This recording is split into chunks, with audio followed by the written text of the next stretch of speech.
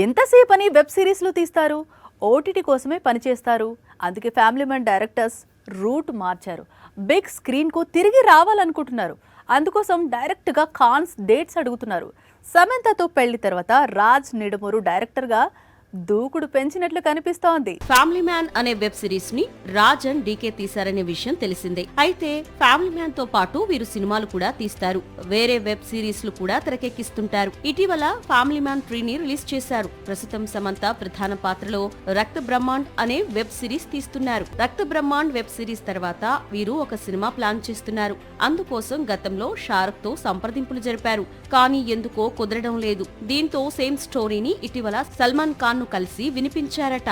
అన్నీ కుదిరితే గల్వాన్ రిలీజ్ తర్వాత మూవీ చేద్దాం అన్నాడట. సల్మాన్ తో కనుక రాజ్ నిడుమూరు సినిమా ఖరారైతే మాత్రం ఆ చిత్రంలో సమంత హీరోయిన్ గా నటించినా ఆశ్చర్యం లేదు.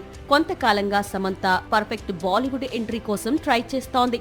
అందుకు సల్మాన్ సినిమాను మించిన అవకాశం ఏముంటుంది? పుష్ప 1లో అంటావా తర్వాత ప్రస్తుతం యష్ రాజ్ ఫిల్మ్స్ నిర్మిస్తోన్న ఆల్ఫా అనే మూవీలో సమంత స్పెషల్ సాంగ్ చేయనుందనే ప్రచారం సాగుతోంది. సాక్షి టీవీ ప్రసారాలను నిలిపివేయడం చట్టరీత్యా నేరం. సాక్షి టీవీ ప్రసారాల కోసం మీ స్థానిక కేబుల్ ఆపరేటర్ని వెంటనే సంప్రదించండి. డిటిహెచ్లో, ఇంటర్నెట్లో కూడా సాక్షి టీవీ ప్రసారాలను వీక్షించవచ్చు.